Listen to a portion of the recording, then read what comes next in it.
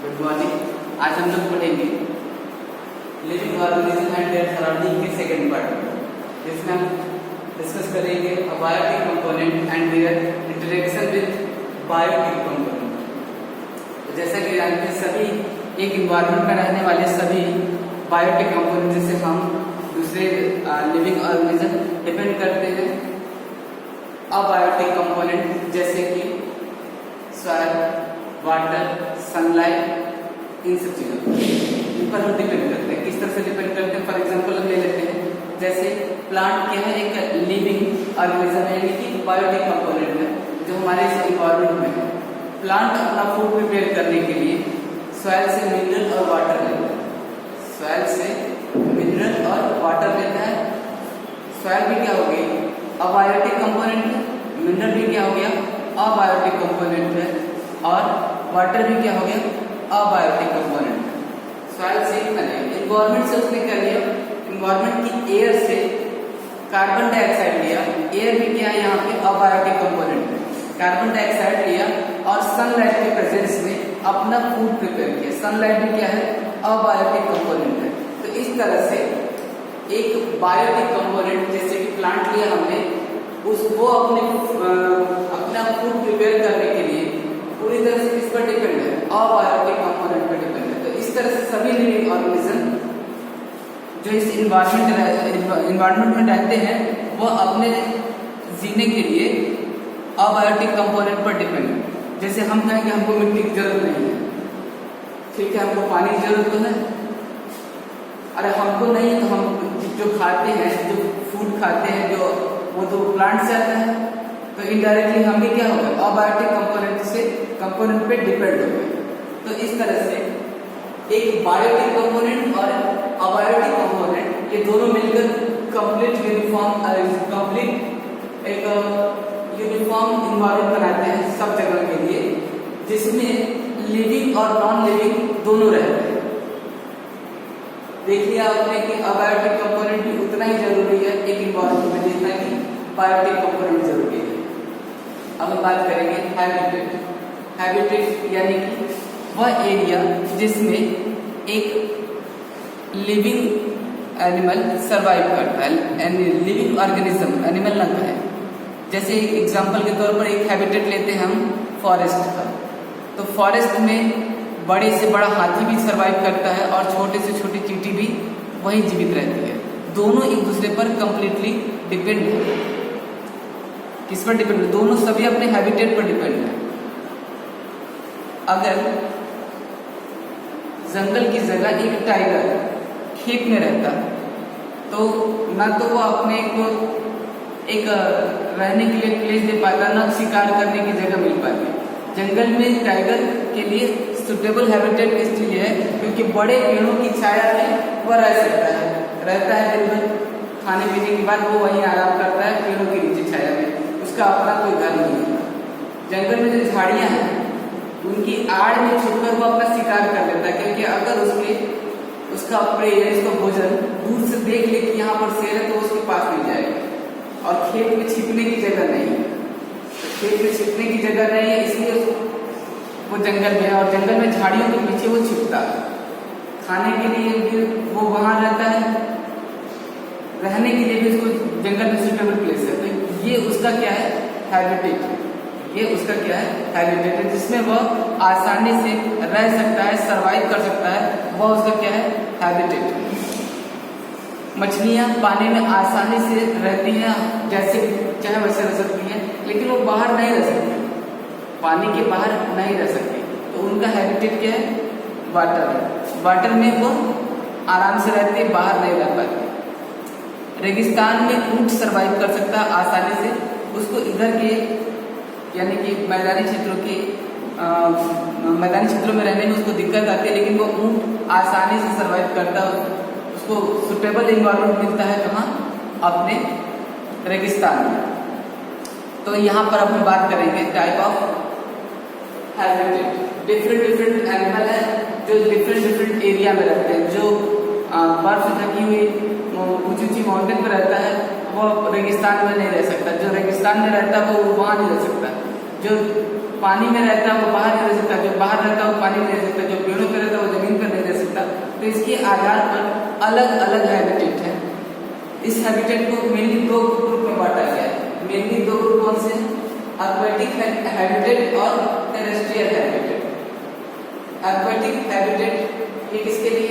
पानी में रहने वालों के लिए, वे लिविंग ऑर्गेनिज्म जो पानी में सर्वाइव करते हैं। लेकिन पानी में सर्वाइव करने वाले भी पानी भी कई तरह का है। आपके इन्वायरमेंट में पानी भी कई तरह का है। जैसे नदियों में आने वाला पानी वो फ्रेश और मीठा पानी होता है, समंदर में आने वाला पानी खारा होता है। तो खारे पानी वाला जो जीव है वो मीठे पानी में नहीं सर्वाइव कर सकता, जो मीठे पानी वाला है वो खारे पानी में सर्वाइव नहीं कर सकता। इसलिए इस एक्वेटिक हैबिटेट को इसके सब ग्रुप में बांटा गया है। Marine habitat, fresh water habitat, coastal habitat. हम सबसे पहले मरीन हैबिटेट इसके बारे में बात करेंगे। तो मरीन हैबिटेट में रहने वाला लिविंग ऑर्गेनिज्म, जैसे मरीन हैबिटेट का मतलब समंदर में, सी में, ओशियन में रहने वाला। देखिए, refer to salt water habitat in seas and ocean. Organism living in marine habitat are known as marine organism. For example, whale, shark, sea turtle and seaweeds. ये कहाँ रहते हैं? सिर्फ marine fresh water, marine water में ही रह सकते हैं, इसलिए इनको कहते हैं मरीन ऑर्गेनिज्म। ठीक है। दूसरा है फ्रेश वाटर। तो आपने देखा है बहुत सी ऐसी मछलियां हैं जो फ्रेश वाटर में रहती हैं लेकिन वो समंदर में नहीं पाई जाती, और समंदर में पाई जाने वाली मछलियां फ्रेश वाटर में नहीं पाई जाती। आप लोग की तरफ जो मछलियां पाई जाती हैं वो मीठे पानी की हैं। मैं बता देता हूँ। Fresh water habitat refer to lakes, rivers, ponds and stream. For example, organism living in these habitat of various type of fish, water bugs and water lilies. Water lilies plant हो गया। ने बताया क्या कि जो एनिमल ही नहीं, plant भी हैं जो फ्रेश वाटर के हैं वो मरीन वाटर में सर्वाइव नहीं कर सकते, जो मरीन वाटर के हैं वो फ्रेश वाटर में सर्वाइव नहीं कर सकते। अब तीसरा है कोस्टल हैबिटेट। ये समंदर में, समंदर के किनारे वाले पार्ट में रहने वाले हैं जो समुद्र मरीन में नहीं जाते। Refer to region where the sea meets land.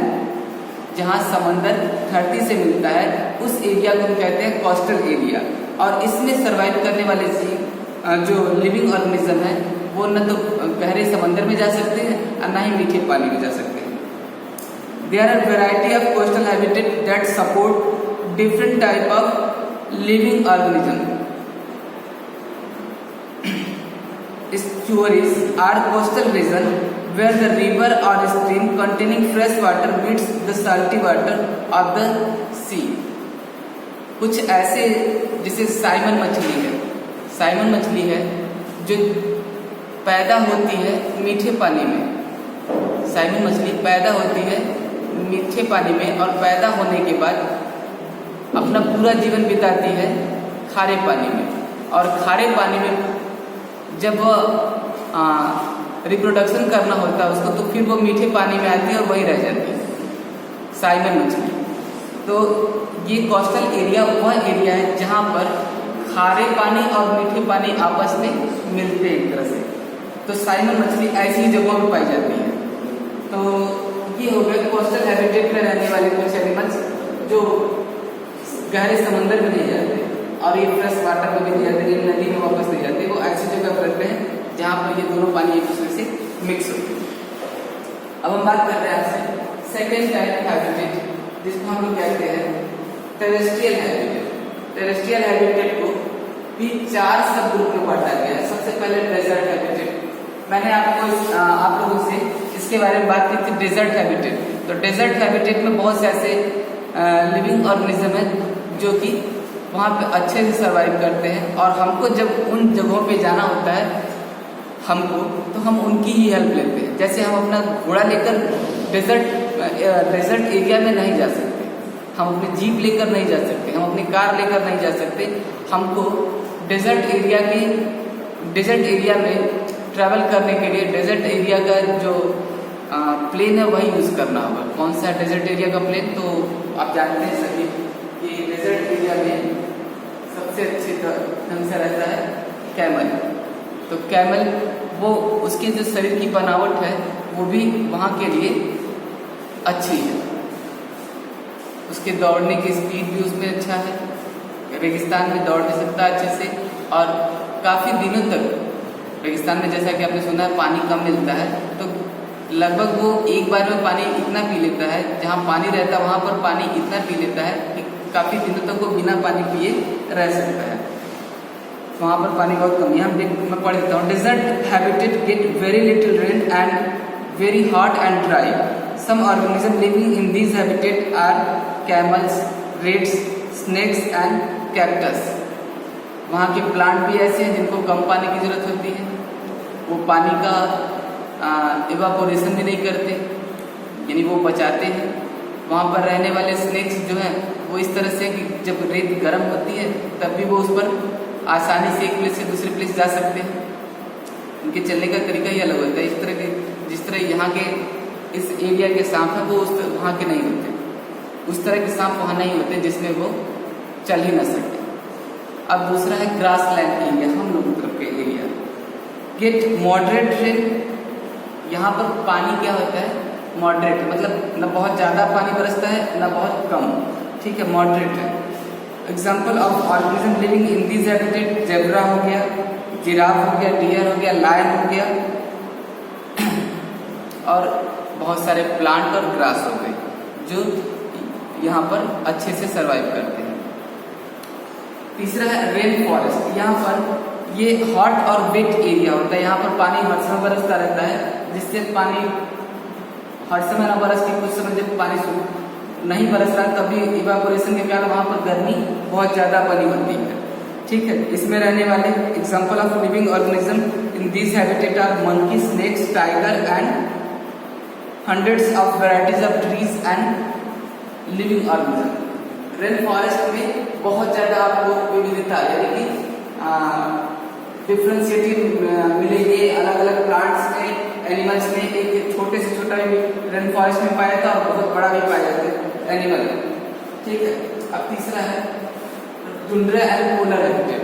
यहाँ पे हर समय बर्फ से ये क्षेत्र क्या होते हैं कवर होते हैं बर्फ से, और बर्फ से कवर होने की वजह से वहाँ पे सारे तरह के जीव नहीं सर्वाइव कर सकते, जो ठंड को बर्दाश्त कर सकते हैं, जिनकी बॉडी का स्ट्रक्चर इस तरह से है कि वो ठंड को झेल सके, जैसे पोलर बियर। पोलर बियर हालांकि दिखने में सफ़ेद होता है लेकिन उसकी स्किन जो है वो ब्लैक होती है, लेकिन उसके शरीर के ऊपर जो फर होते हैं वो वाइट होते हैं, जिससे वह अपने एनिमी से आसानी से बर्फ में छिप सकते हैं।